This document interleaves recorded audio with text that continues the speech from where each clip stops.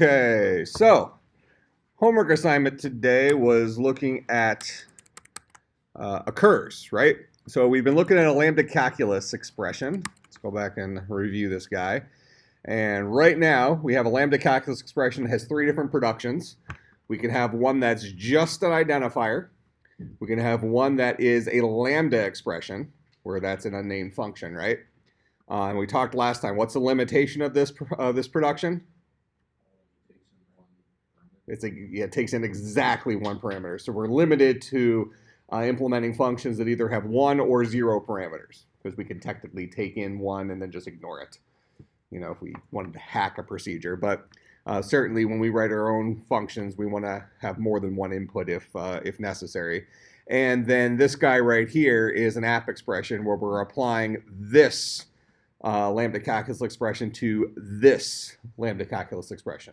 So this is the operator, this is the operand.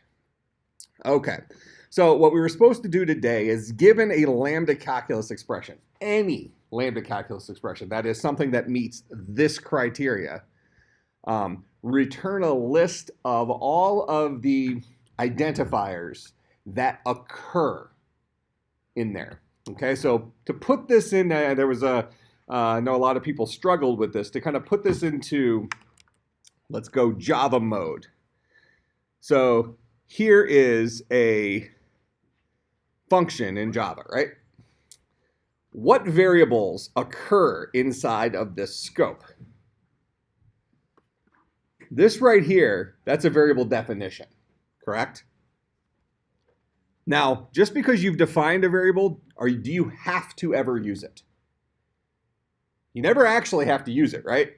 You can define 50 variables and never use them. It's the using of a variable that defines a variable as occurring. Okay? So we would call this the binding of index. We would call this the binding of new s. Okay. We would call this using a variable. S occurs there. I occurs here.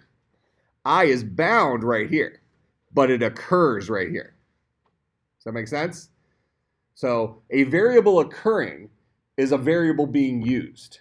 And if we look at our lambda calculus expression here, where is the only place that variables could potentially be used in our current grammar? The first and second definition, or the first and third definition. Okay. Definitely the first. I agree with that. Tell me why it exists in the third. Because it could be the first lambda calculus expression could equal an identifier. Okay, so really it's just the first. So it can get to the first through this guy, or through this guy, or even through this guy, right? But only one of the productions of the lambda calculus grammar includes an area where it could occur, and that's the identifier deal here. All right, so let's look at a couple of examples of lambda calculus expressions, just to drive this point home. So I can have a lambda, and I'm just going to do this as a, well, I think it'll be okay with this. So I'm going to have a lambda that's going to take in an x, and then the body of it. Is this a lambda calculus expression?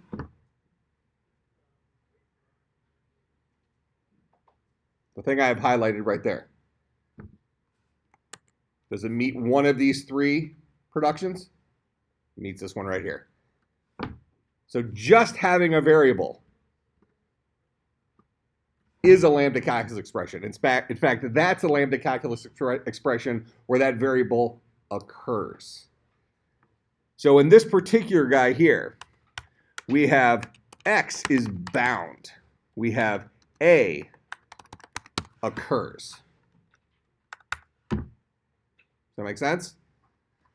Similarly, if we want to make this scarier, we can have the lambda calculus expression in the body of the lambda can be another lambda that takes in a y that maybe has a body that's an a lambda z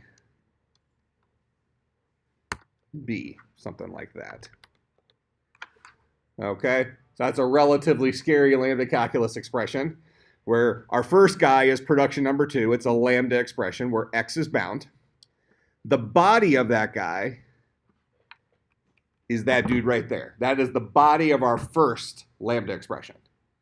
Okay, and it happens to be production number 2.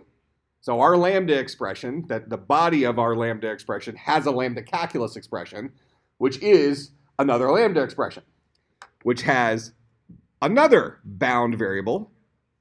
So y is also bound. The body of this lambda expression is that dude right there. Is that a lambda calculus expression? Yes. What production is it? Is it the identifier production? Is it the lambda production? Or is it the app expression production? This is the app expression production. It's a list containing 2 items. A list containing 2 lambda calculus expressions, right? Here's the first element of the list. Is that a lambda calculus expression? It is. Which production? The first one. That's a var. We've been calling it a var expression.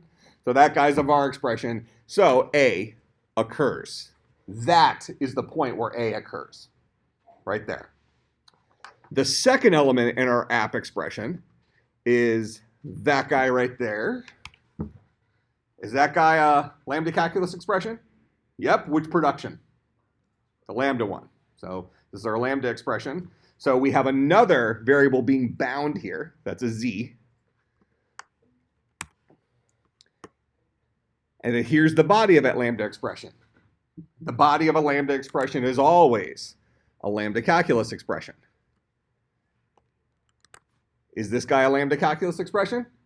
Which production is it? The var expression. So B also occurs. So for our homework, this guy would have returned a list AB for this particular lambda calculus expression, for the 2 variables that occurred. All right, that makes sense? All right, so any questions at this point dealing with the difference between a variable being bound or defined, if you want to think about it in Java terms, versus a variable being used or occurring in Java and scheme terms? Is it clearer now, the difference between those two? Okay, so what was the name of the function we were writing? Here, we'll use this guy as an input for us here in a little bit. So it was define, what do we call it? Occurs list? List of occurs. What? What? Really? So you get a 0? Yeah. You named the function wrong. You wrote it right, but you named it wrong. I stick by that it's all occurs. I'm going to name it a third thing now. So this is list O occurs. All right, so list O occurs is going to be a lambda that's going to take in an LC expression. And now we're going to see because last time wasn't I putting R's on the end of all of my EXPs, and yeah, so we'll see where we go with that. All right, so this is going to be guy is going to be a lambda calculus expression. So we can guarantee we don't need to error check for this guy. We'll guarantee that it is a lambda calculus expression, which means it's going to be one of those 3 productions. All right, so we already wrote some predicates last time, right? For testing for our different productions, we have a app expression tester. We have a var expression tester. And we have a lambda expression tester. You need to fix that one. Which one? Where it says we're using the list predicate and then you have LCS and lambda expression, sorry. Oh, this guy? Yeah, that one. Yeah. Oh, this shouldn't be in that list. Just like that, right? Okay. Oh, I'm not actually saving this. That's fine. All right, so we have tests for it. Just for the sake of argument, we'll put that in our else, so we don't have to worry about it. All right, so we're going to come down here. We're going to have a cond. All right, so we have a bunch of conditions, and cons allow us to say, is it this production or this production or this production? It lets us write the code so it looks like we're testing the individual productions, right? All right, so our first cond here is going to be Are we dealing with a var? Is it EXP or EXPR? What did I name it? Big money, EXP. All right. So this guy, we're taking in our lambda calculus expression. We're asking the question, is that due to var expression? If it is, that is the only place inside of our code right now where that dude can possibly occur. Okay? In fact, are we guaranteed that that is a variable occurring? Yeah, that's where variables occur. Okay? Now, where we're going to go to next with this is this idea of whether something occurs free or occurs bound, i.e., is something a syntax error? That is, did you make up a variable name that you never defined and just started using it? That would be a variable that occurs free, where you just start using variable names that you never actually defined. And then Java gives you nice error messages when that happens, right?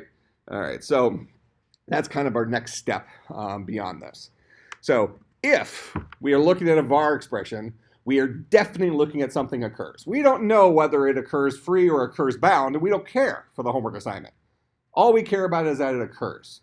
Now, depending on how we end up writing this, what we do with this guy might change. All right. So for right now, what I'm going to say is, if we're looking at a var expression, I'm going to go ahead and just return that symbol. All right. I suspect that we're going to come back here and probably return a list representation of that symbol, depending on whether we use append or cons and where we use those things. Because ultimately, we want to get a list of the dudes that occur. So what we just bumped into here is something that looks like that. So we can choose, do we just return the A, or do we wrap the A in a list so that it can maybe become part of an append type thing. So for right now, we'll just go ahead and return the A, and we'll decide what we're going to do with it. Okay? That's if we're looking at a var expression. If we're looking at an app expression, LC expression, if it's one of those dudes, then what are we going to do? We know we have a list containing two elements, right? We know we're looking at this particular production.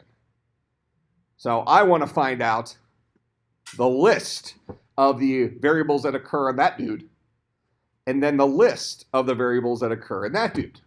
And what do I want to do with those two lists? Say so who? Yeah, I'm calling all occurs in the first one. I'm calling all occurs in the second one. All occurs is gonna, well, it's not all occurs. That's not what we named it, is it? That's what I named it. This is list O occurs. Okay, so we're gonna call list O occurs on this dude. And what's that guy gonna return? A list of stuff. And we're gonna call list O occurs on this guy. And that's gonna return a list of stuff. And what do we want to do with those two lists? Glue them together. How do we glue lists together? What will cons do? If I cons a list onto another list, so then your car of that new list will be the list. Go ahead. You want to append it? Yep. So append will let me take two lists and smush them into one list. So we're going to be doing an appendy thing. Okay. So we'll come in here. So if I'm looking at an app expression, we'll go ahead and append the result of, and this is very important, you name it list O expression, or list, new function name, list O occurs. All right, so we're going to call list O occurs, and we want the operator and the operand, and we did give observers for those last time, right? So we did a get operand, and I assume we did a get operator. So if we want to use those dudes, we can. Otherwise, we can just say, give me the car of my list expression, and then give me the catter of my list expression. Except I'm only going to pass one of them here. We'll use the catter here in a second. So call list O occurs on the car of it, and append the result of that onto list O occurs on the catter of that dude, or the get operator, get operand. That make sense? All right, so that's what we'll do if we're looking at an app expression. Else, we must be looking at a lambda expression. Now I don't have to use that thing that you probably broke my code. All right, so we don't have to use that guy now. So else we're dealing with production 2. So production 2 must be a lambda, right? Do we care about the word lambda? Is this guy meaningful to us in any sense of the imagination? Nope. We're writing a function called, of course, list O occurs. So with that in mind, do we care about this dude? Okay. That dude's really important to us if we're thinking about binding of variables. But right now, we just care about occurring, so we can just ignore the existence of that dude. So really, all we care about here is the body of this lambda expression. That's the CADDR. Did we create an observer for getting the body last time? Okay, called the get the body. Here, why don't we be good little programmers, and why don't we use our observers, okay? So we'll call this guy get operator LC expression, and we'll call this guy get operand LC expression. Okay, so those are just wrappers for what we already had there, the car and the catter. Okay, else, let's go up here and what do we call it? Get body? Oh, it's the arrow thing. Is that the way you named it? Oh, we'll have to change that. So it's this dude right here, right? Lambda expression to body. Okay. All right, so else, what do we want to do? We want to get the body of that lambda expression. And how do we get that guy? We call that function and we give it the lambda expression, lambda calculus expression. So this will boil down to the body component of that lambda expression. That dude right there. That is the car of the critter, CADDR, or the list lambda, what is it? Lambda calculus expression to body dealy flippy. Did you come up with that name? Who came up with that name? Oh, that's a terrible name. All right, we'll go with it.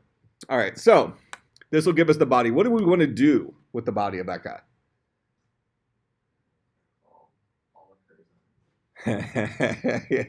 That'll be a syntax error. We don't have a function called all occurs. We have a list O occurs. So we'll go with this guy. So we'll call list O occurs on that dude, and that will give us whatever the list of occurs is for that stuff, right? So that's the else. That's the con, that's lambda, that's the define. Okay, so now we need to revisit this guy right here because we're going to have a little bit of an issue. All right, because this guy right here, when we call app expression and we're appending whatever list O occurs returns for the first guy, maybe that guy looks like this. Okay, so if we think about how that's going to work, we're making an append call. We're appending right now an A onto something else. It doesn't even matter what that is. Okay, this is going to be problematic, isn't it? Append expects us to have a list. Okay, so what I really need to do is I need this guy to look like that guy. Okay, and then ultimately on the second half of this, it's going to burn through the lambda piece and ultimately give me that B as a list. And when I append those two dudes together, I'm going to get the list A, B. Right? So what am I going to do to this guy? Wrap him in a list. We'll use our list constructor for this. So we'll make him a list. So now, whenever we have a var expression, we'll just throw that variable inside of a list and toss it back. And what are we going to do with those lists? Well, we'll either append them together or we'll produce them. No gluing together necessary here, right? Because we only have one lambda calculus expression when we're dealing with a lambda expression. So we just call list of expression on that. Okay. Now let me steal this dude here.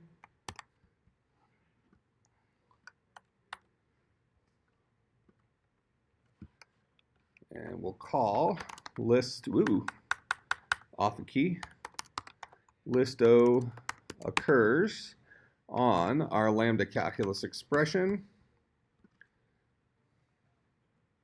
And there's our list AB.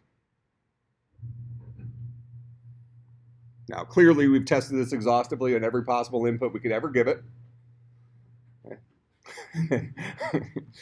All right, I think this works, right? We gave it a fairly nasty input here. Okay, so now we might write a predicate that wants to find out whether or not a particular variable occurs in something. Now, that would actually be pretty easy now since we have a listo occurs, right? Because listo occurs is just going to give us a list, and now it's just a matter of searching for that list. Now, what if we wanted to kind of create a little modification of this guy, and we wanted a listo bounds? Okay, so I want to see a list of all the variables that are bound inside of this guy. Now, why are bound variables important? We kind of think even a step further ahead in our programming languages. Why do we care about bound variables? What does that mean in terms of something we've talked about last week and earlier this week?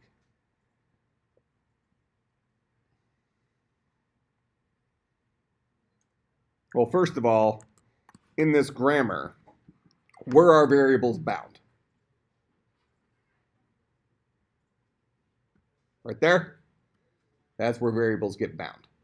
What does it mean for a variable to be bound?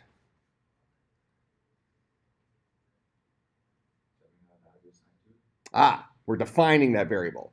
Now, in Java, can you define variables without assigning a value? Yeah, so we can say int a and not put a number in there or something like that. But typically, when we bind a variable, we intend to associate with a value. We're going to have a name-value pair. When have we recently worked with name-value pairs?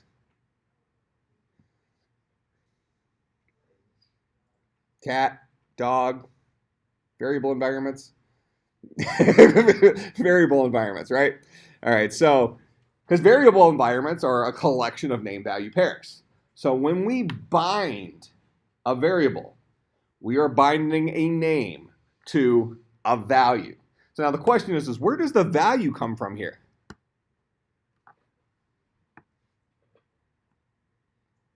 We're connecting the last piece of that puzzle. Where do we actually get our value?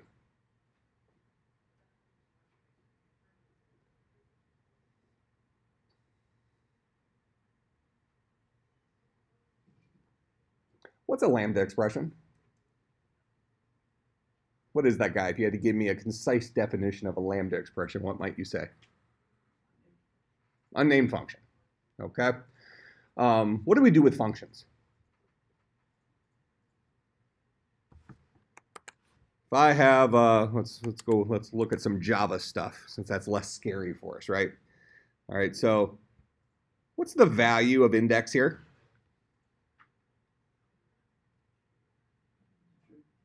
Who? Well, that's its type. What's its value? Whatever was given. Who gave it to it? Who could have given it to it? How do you give values to functions? You call them, and you provide the input, right? So somewhere out here, I don't know if I actually wrote this yet, but we might have a remove at index. Well, here. We'll use the constructor as an example.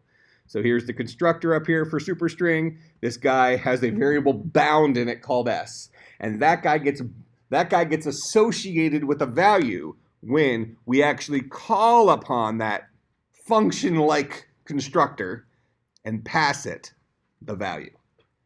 That's where the value comes from.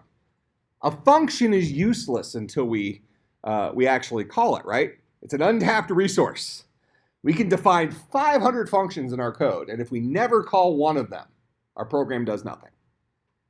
Okay, just a whole bunch of useless abilities. We all have those in our head, right? You know, how many pieces of information, how many little magic tricks do we know how to do that we don't call upon very often? So it's useless, right? We've all forgotten more than we've learned. Well, actually, that's not possible, but you get what I'm saying. So in any case, my follow-up question then is, if I have a lambda expression, I mean, first of all, this isn't just all fun and games. I realize this is exciting stuff, but we're not just messing around with grammars and their productions just for fun because it creates interesting homework assignments. At some point, we're going to want to actually call that function. How do we do that? If you were inventing this language, this Lambda calculus, this language of a Lambda calculus expressions, how would you call one of these Lambda? How would you call that production?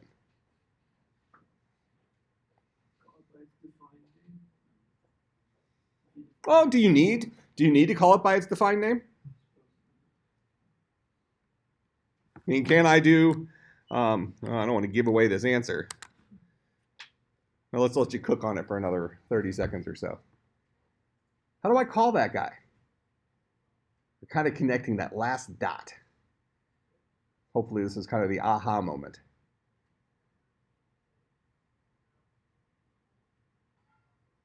Now at this point, are we almost kind of implementing scheme in scheme? It's like a kind of an interesting, well, it's already kind of written. Why are you writing it again? Well, because we can. Right? We should reinvent the wheel as a programmer. Otherwise, it's not any fun. It's not difficult, and we need to have difficult homework assignments. So how do we call this production? How do we call a lambda?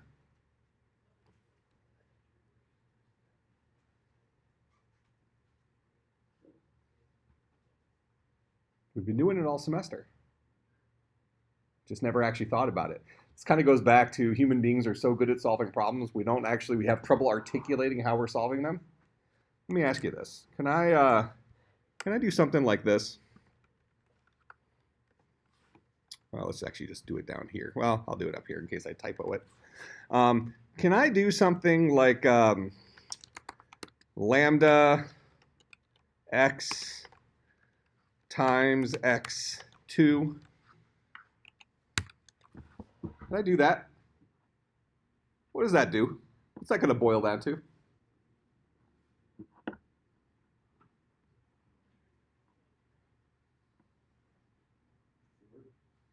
You think 4? Yeah. Okay. Tell me why you're wrong.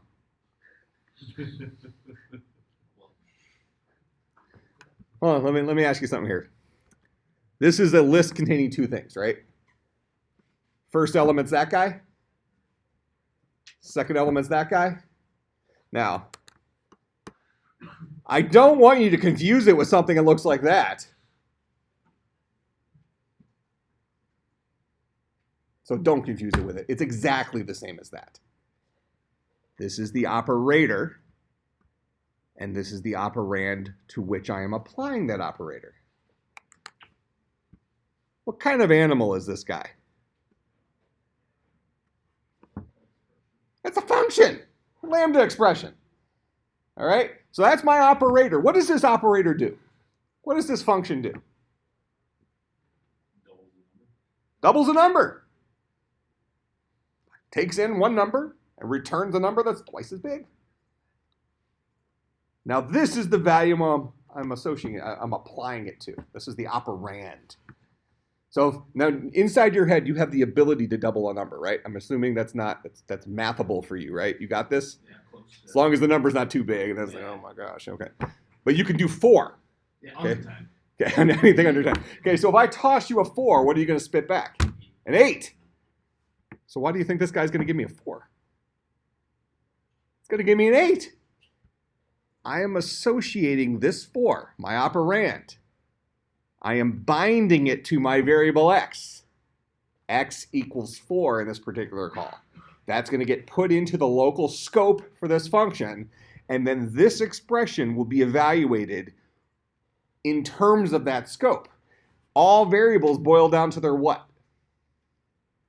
Most local definition. So x right here is going to have to get resolved. And we're going to say, variable environment, what's the value of x? What's the most local value of x? It's the binding we just created. X is equal to 4. 4 times 2 is 8. There's our 8. Does that make sense? This is how we associate values with variables. This guy right here. That make sense? Now, let's try to trick you now. And so now, I have to come up with a scary one. Okay, so this is going to be a lambda x, which is going to take x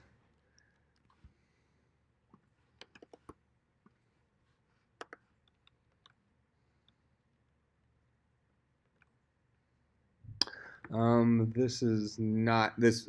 I want to give you an example that matches up to our current inputs. So I'm just going to hard code a 3 in there.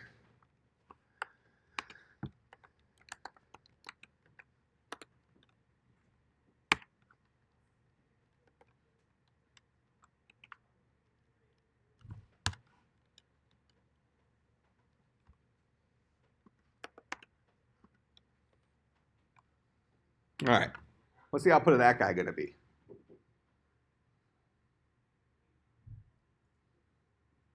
You promised me you're good with anything less than 10. So, well, less than or equal to 10, I assume? Yeah. All right, okay.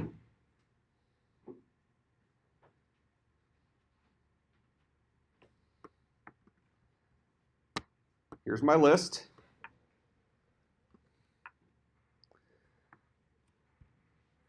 I'm applying this function. So here's my function.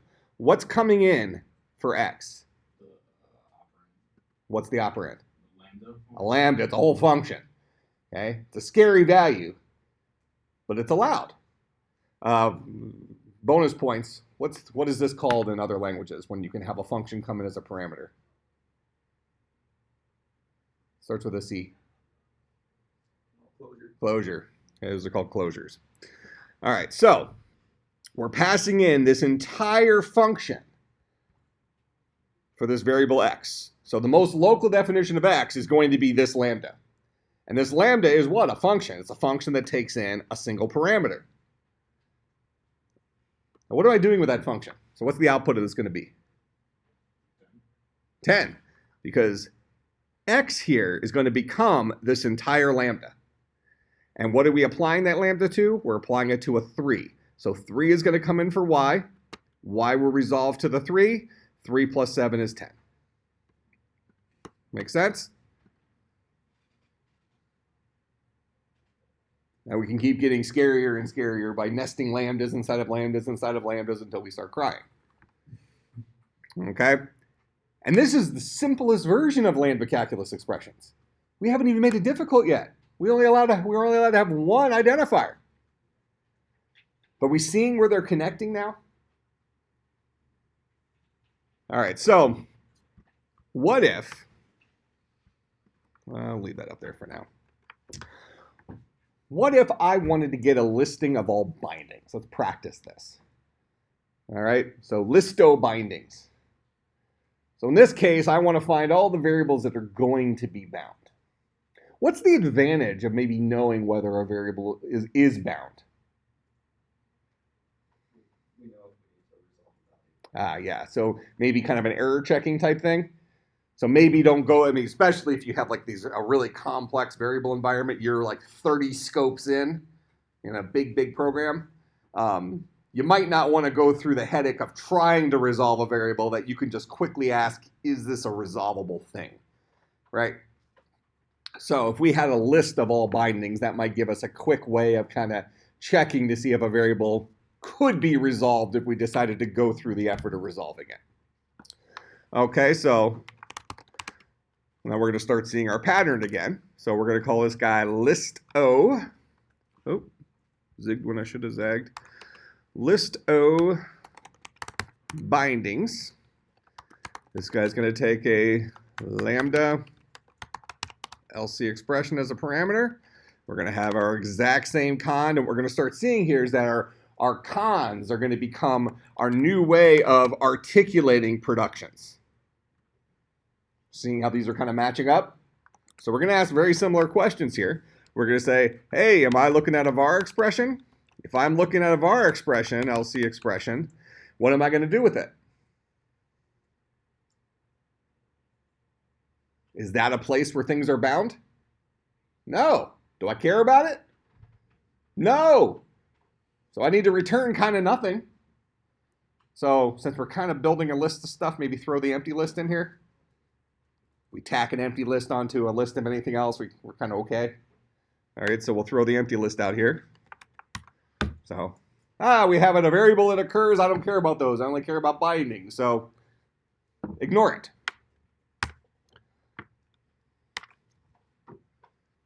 Now, we could actually remove this question here shortly. Just leave it in there for now. Next thing, what if I'm dealing with an app expression? Like this. What do I do with app expressions?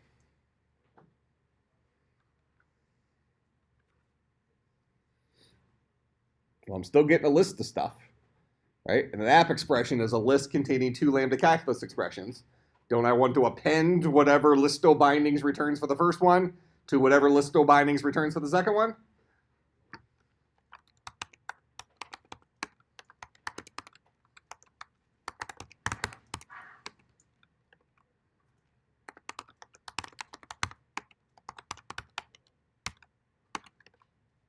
To list O bindings get operand LC expression. Pen those dudes together. Bindings, right? All right. Else, I must be dealing with a lambda expression. What do I do with that guy?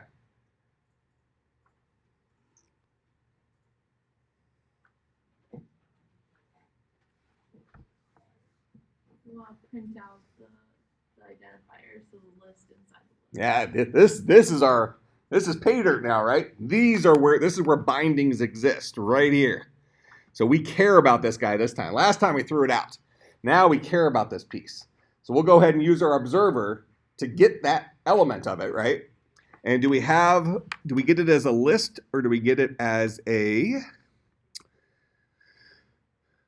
Yeah, we're getting the car of the catter, which is going to give us the actual identifier, right? Well, we probably still want it as a list. So we want to relist the unlisted. Yeah. Or we can just choose to write our own little thing here and just say, okay, else I must be dealing with a lambda. I know that lambda has a identifier, so that's definitely going to be part of my output. But what else might be part of my output? Can I just give up right there at the identifier? I mean, we can extract the identifier. This is going to be the car of the cooter, right? That'll get me the list, the identifier as a list. If that's indeed what we actually want. But am I done with that lambda calculus expression? Or might there be some more bindings over here? Might be more bindings over there. So how would you write this? We only have one functional call. We're only going to call our listo bindings one time. So append is probably off the table. How else do we create lists? The cons?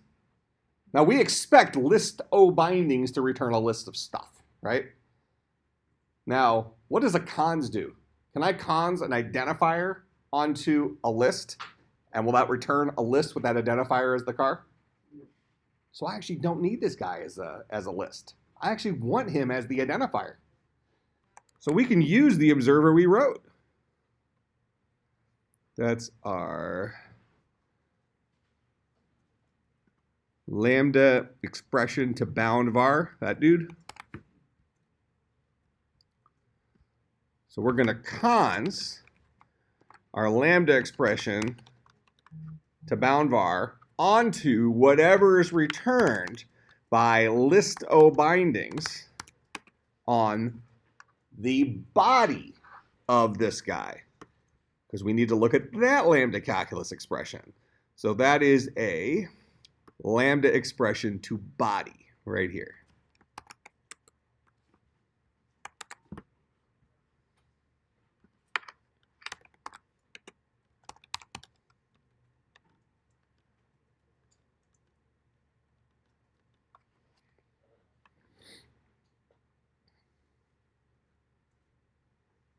Now, let me ask you this. Did we even need to handle this production? Did we even want to handle that production? Is this going to hurt anything? If we con something onto the empty list, what are we going to be left with? The list containing the thing we conned onto it? We okay with that? If we append something, append a list onto the empty list, what do we be left with? A list containing only the first thing? Are we okay with that? So this was really kind of a waste of time from the perspective of being required. But visually, we're at least able to look at this and say, we have handled the case of the var expression. So we see our three productions there. Does that make sense? No. Can't you just have a single con with a else?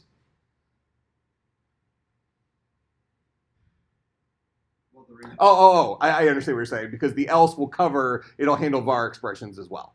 Yeah, you would have to probably do it as an if else and then have a second if to make sure it's only one of the other. So we would only be handling either an app expression or a lambda expression.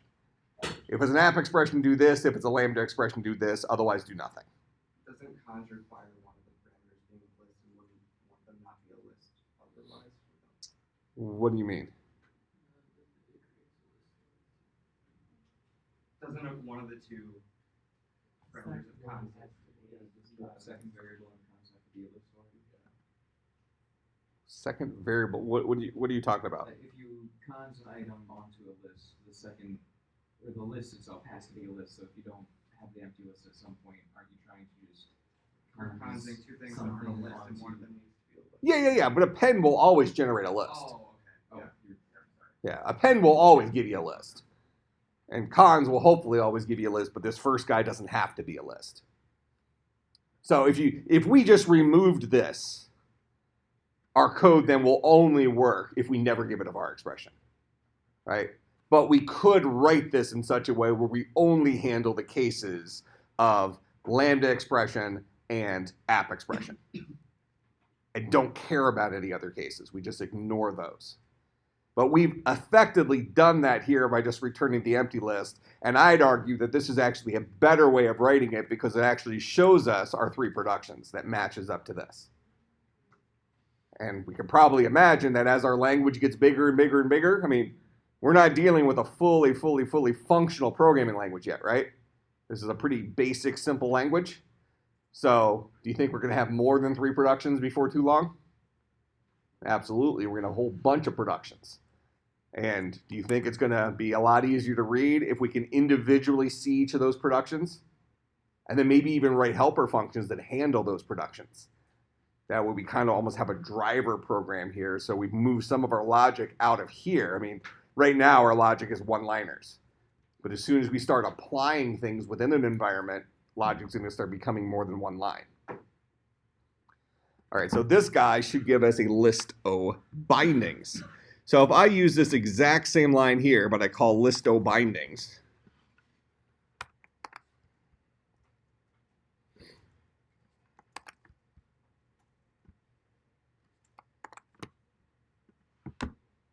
what should that give me? For this lambda expression. XYZ as a list. There's my list, XYZ. Those are the list of all the bound variables. Make sense?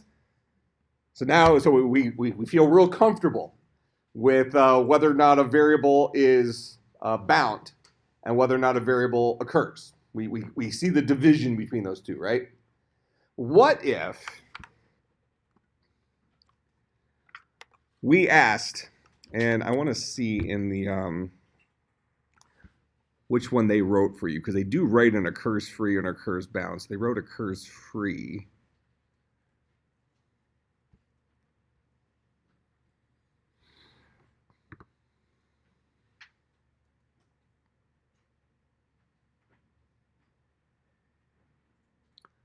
Do they do it in terms of the...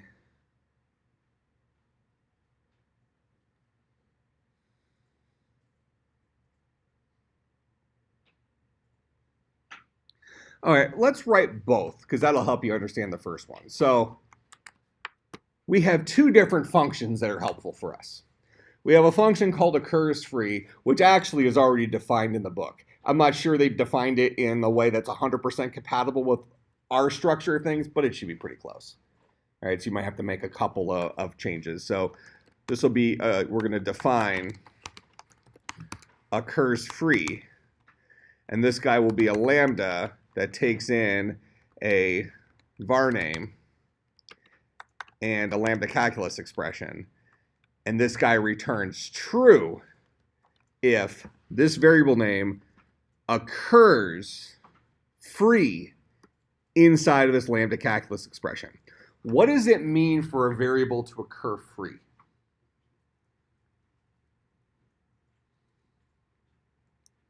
A variable occurs free. Well, first of all, what does it mean for a variable to occur? You said we're comfortable with that, right? For it to occur, it means it must be used in the var expression somewhere in this lambda calculus expression. So for a variable to occur free, it A, must occur. B, what does it mean for it to occur free? It must not be bound. That make sense? Now, bindings take into consideration scope. So I'm also going to give you a quiz on Monday. And here's the quiz. I'm going to tell you the quiz right now. I'm going to ask you to write me a lambda calculus expression where a variable occurs both bound and free. All right, so for your homework, we're going to write occurs free, and we're going to write this exact same thing as occurs bound. All right, occurs free is already written for you.